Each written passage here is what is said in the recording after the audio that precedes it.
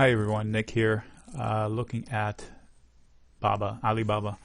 So I did a video, I think in September, right around here, and because I had a question about is it a good time to buy Baba or not, it may have been somewhere around here. I'll put a link below so you can find out exactly when that video was.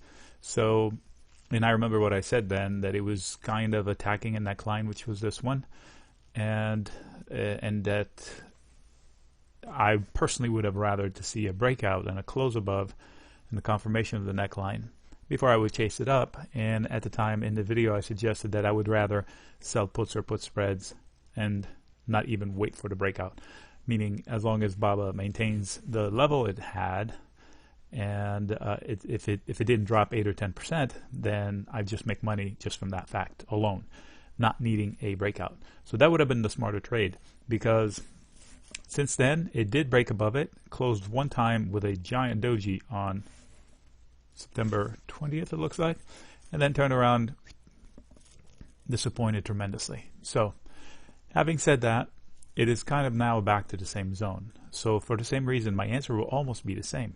I don't like to chase a stock, even though it has set a nice trend of higher lows and higher highs, arguably, into a neckline, because the zone is still the same zone and it's still resistive.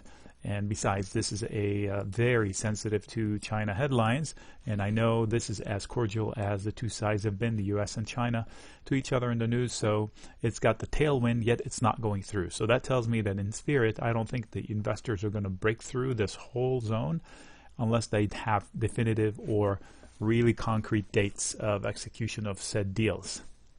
Tranche one, whatever you want to call it. This is a too big a top so far. So they got there. They said, you know what? I don't know. Let's again today. Today is 11/4. It opened with so much enthusiasm and then reverted lower than yesterday's candles. So open, I should say. So there's something to watch there. It's good that it's whoa. That was a wiggly line. It's got higher lows. It's not good that it can't get above that. So this is becoming a wedge, and a wedge either will do this or will do that. So maybe we have a good headline coming from China. You know, there's a company called GearBest out there that sends spam, and usually it's a whole bunch of Xiaomi phones and knockoff phones and things like that from China. It's kind of like an Amazon of China, Best Buy, Amazon type of deal. And I haven't gotten spam from them for months. Today is the first day I get one. So I don't know. Maybe they too are also enthusiastic about a deal in China. Maybe we do get one. I have no idea. And if we do, forget about it. They're going to go to the moon.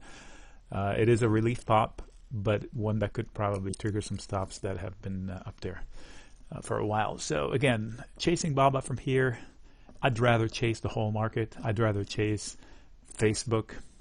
Technically, this is frisky, but there is a roof, and they haven't been able to break through it.